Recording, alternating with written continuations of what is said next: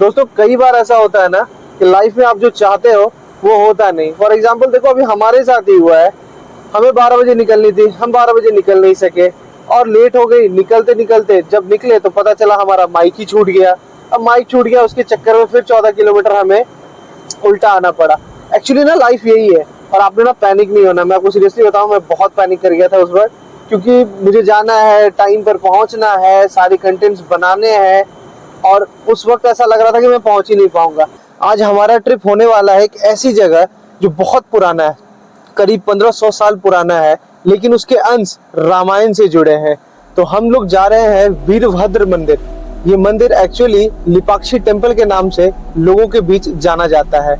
तो चलिए अब हम लोग चलते हैं वीरभद्र टेम्पल की तरफ, जो यहाँ से अब 29 किलोमीटर की दूरी पर है। काफी भागदौड़ मच गई हमारे साथ। चलिए स्टार्ट करता हूँ। अब यहाँ से आगे की रास्ते को कैप्चर करते हैं।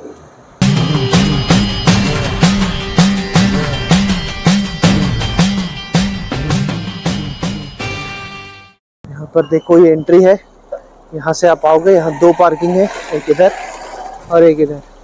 तो अब हम ऊपर की तरफ बढ़ते हैं। यहाँ कुछ लिखा भी है, ये मेरे समझ नहीं आ रहा। आप में से किसी को समझ आए तो ज़रूर कमेंट में बताना। फिर अब ऊपर की तरफ चलता हूँ। वीरभद्र भगवान शंकर के एक अवतार है। ये इसका एंट्रेंस है। खूबसूरत जगह है, एक छोटा सा गांव लिपाक्षी, जहाँ पर ये प्यारा सा मंदिर बना हुआ है। और यहाँ पर आप देखो कि अलग अलग लैंग्वेज में है। ये तेलुगु में है शायद, जिनको भी समझ आए ज़रूर बताना। ये हिंदी में है, वीरभद्र लिपाक्षी टेम्पल। ये 1530 से 1542 में ये बना है।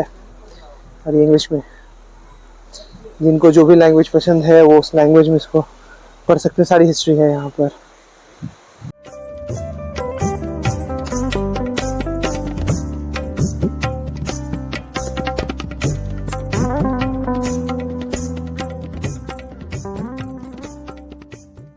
बहुत सुंदर नक्काशी है और ऐसी ऐसी हाथों से की हुई नक्काशी है। जैसे आप यहाँ पर देख सकते हो, ये पोर्शन है। ये एक फील देता है हमारे एंशिएंट इंडियन, आप कह सकते हो कि हमारा जो सनातन धर्म था और जिस तरह से हमारे पूर्वजों द्वारा ये बनाया गया। और वो आप वहाँ पर देखेंगे तो वो मेन गुंबद है। ये है मेन मंदिर का एंट्रेंस।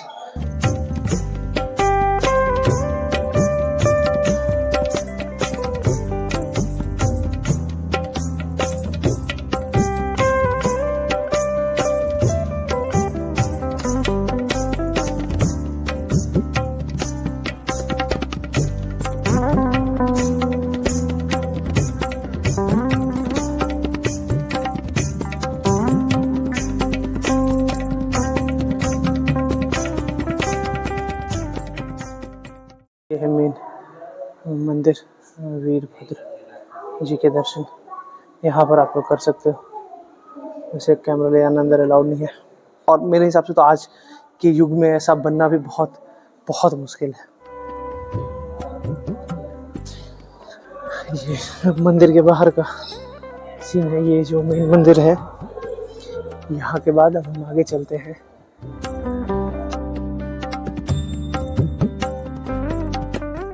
ये हनुमान जी की भी यहाँ पर एक मूर्ति है। यहाँ भी लोग पूजा करते हैं। और आगे बढ़ते हैं हम लोग यहाँ से। छोटा सा पैसेज, और देखो सामने मुझे क्या दिख रहा है। चलो वहाँ तक चलते हैं। सामने हमें दिखा है एक शिवलिंग।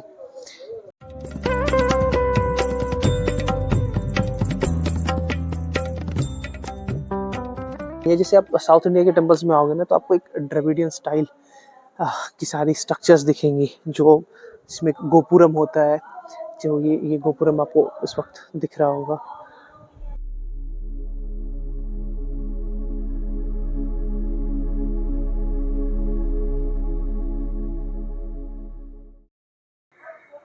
क्या नक्काशी, ये हाथ से बनी हुई है और इतना फाइन है।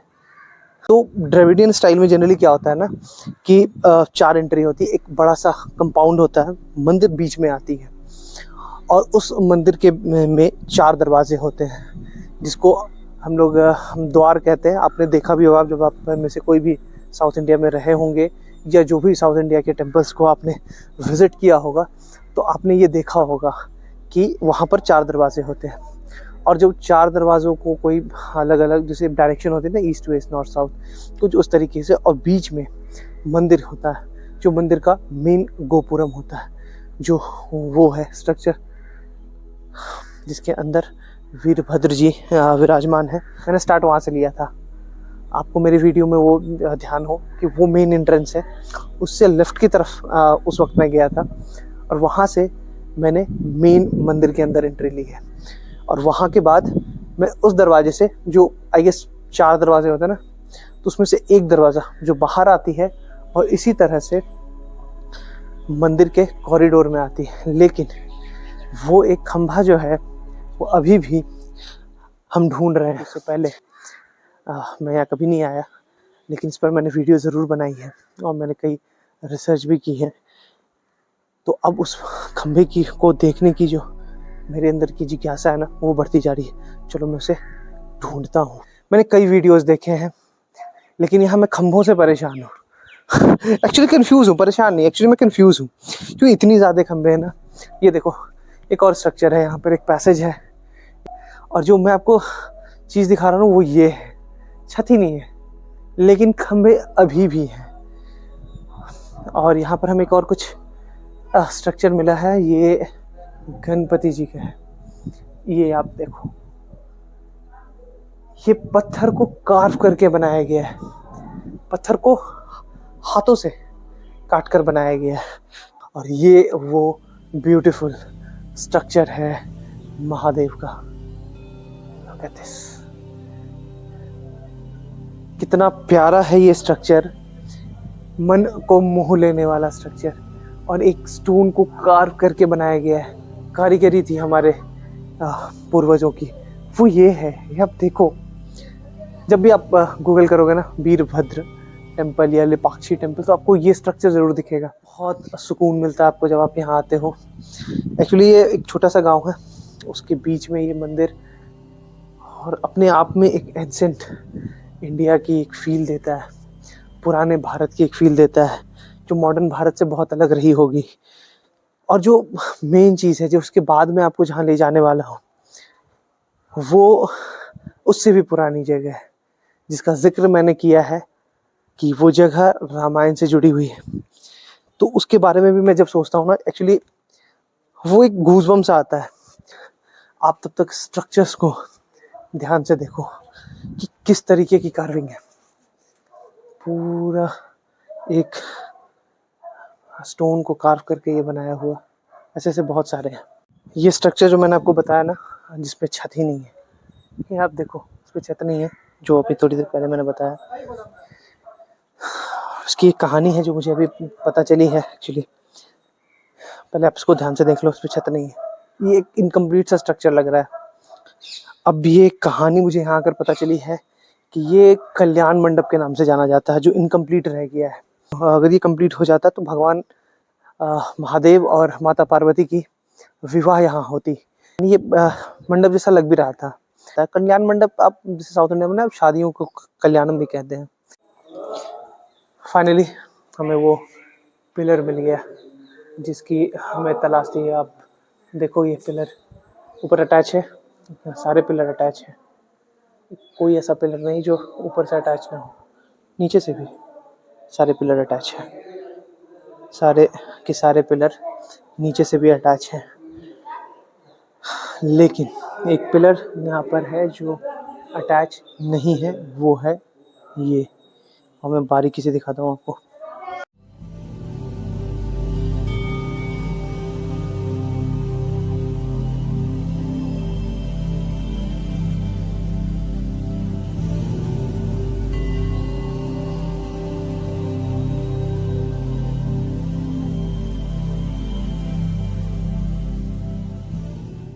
ये पूरा स्ट्रक्चर जो आप देख रहे हो ना, ये पूरा ओवरऑल स्ट्रक्चर जो आप देख रहे हो, इस पूरे स्ट्रक्चर का भार सिर्फ इस एक पिलर पे है।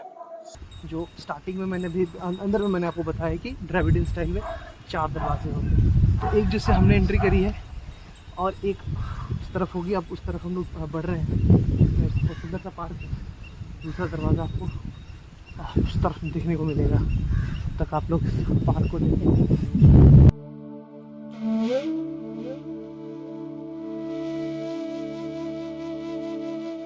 ये दरवाज़ा यहाँ बंद है। ये देखो, ये स्ट्रक्चर होता है जब भी आप नॉर्थ इंडिया और साउथ इंडिया के टेम्पल्स को देखोगे ना, तो ये चीज़ें आपको देखने को मिलेगी। और यहाँ पर घूमते घूमते हमें कुछ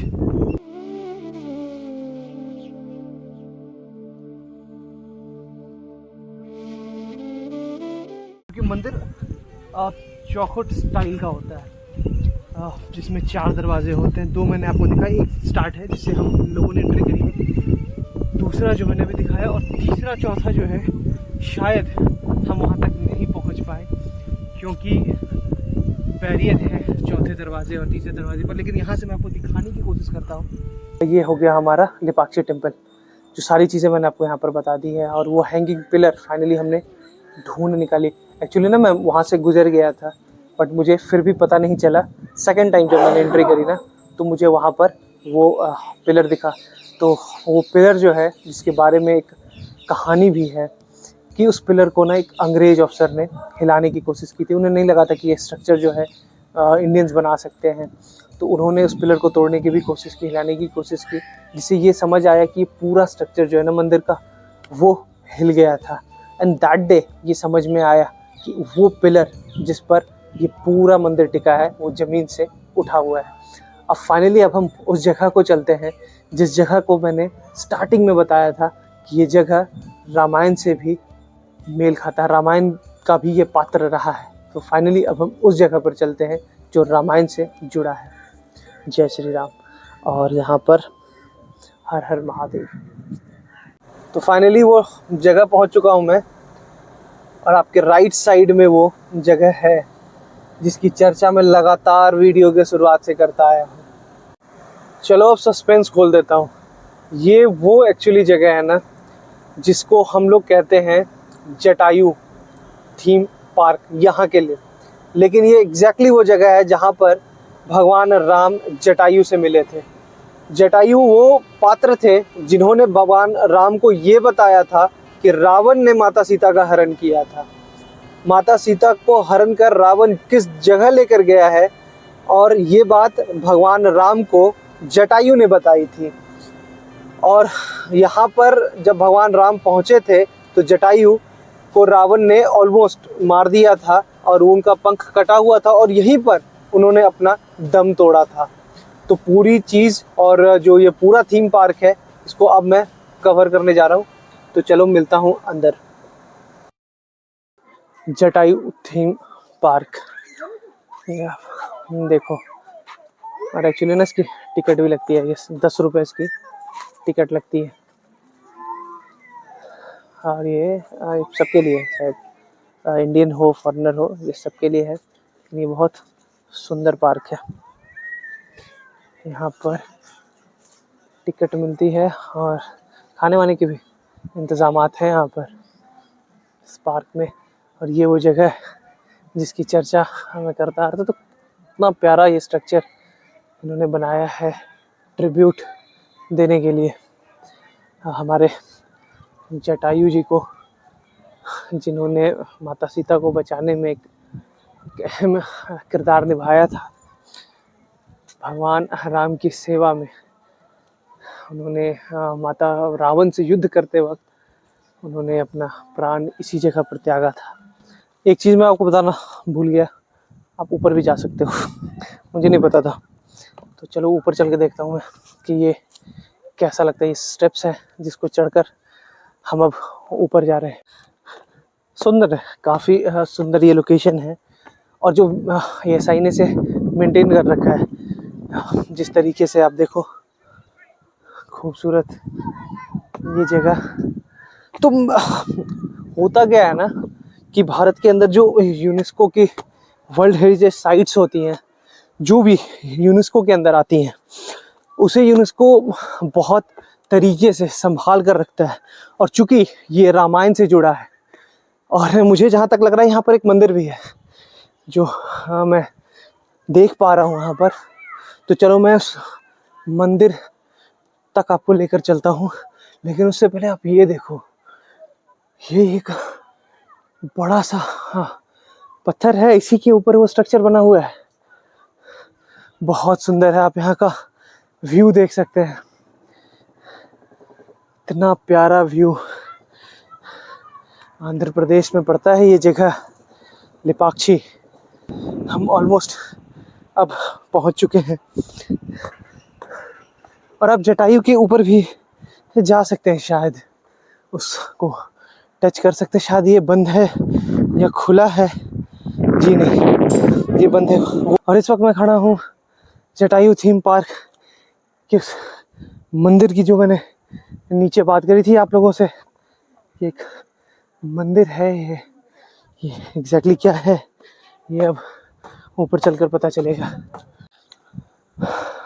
जटायु थीम पार्क मैं इस वक्त खड़ा हूँ, मेरे ठीक पीछे वो स्ट्रक्चर है जटायु जी का, और ठीक मैं उसके साइड में जो वो एक स्ट्रक्चर है जो मैं मंदिर समझकर इस हाइट पर आ गया हूँ नीचे से। आप नीचे देख सकते हो कि अभी हमारे पास वक्त भी बचा है और अब हम यहाँ से निकलते वक्त नंदी थीम पार्क को कवर करते हुए वापस जाएंगे। तो अब हम चलते हैं नंदी थीम पार्क की तरफ। तो फाइनली अब हम लोग अपने आखिरी डेस्टिनेशन जो नंदी थीम पार्क है, तो वो सिर्फ वहाँ से जटायु थीम पार्क से जस्ट अपोजिट में, एकदम जैसे आप कह सकते हो रोड के इस तरफ। तो चलिए अब अंदर चलते हैं, नंदी थीम पार्क को देखते हैं। लेकिन उससे पहले ये एक आर्कियोलॉजिकल सर्वे ऑफ इंडिया से संरक्षित है जटायु थीम पार्क है, और इसके सामने ये नंदी जी की एक विशालतम स्ट्रक्चर बहुत बड़ी है। मैं ये नहीं बता पाऊंगा कि इसकी साइज़ कितनी होगी। तो आप देखिए एक छोटा सा पार्क है और बीच में नंदी की स्ट्रक्चर है, बस इतना ही है ये नंदी थीम पार्क। आप लेपाक्षी जब भी आओ, जब भी वीरभद्र टेम्पल के दर्शन करो, उसके बाद आप यहाँ पर जटायु थीम पार्क आए और नंदी जी का आशीर्वाद जरूर लें। अभी कुछ दिनों के लिए मैं बैंगलोर में ही हूँ, तो आप लोगों को मैं बता दूं कि अगर कोई ऐसी जगह हो जो आप चाहते हो कि मैं एक्सप्लोर करूं, तो आप ज़रूर मुझे कमेंट कर कर बताएं। और अगर हमारा व्लॉग आपको अच्छा लगा हो, तो कुछ सीखने मिला हो, तो लाइक शेयर एंड सब्सक्राइब करना ना भूलें। जय श्री राम।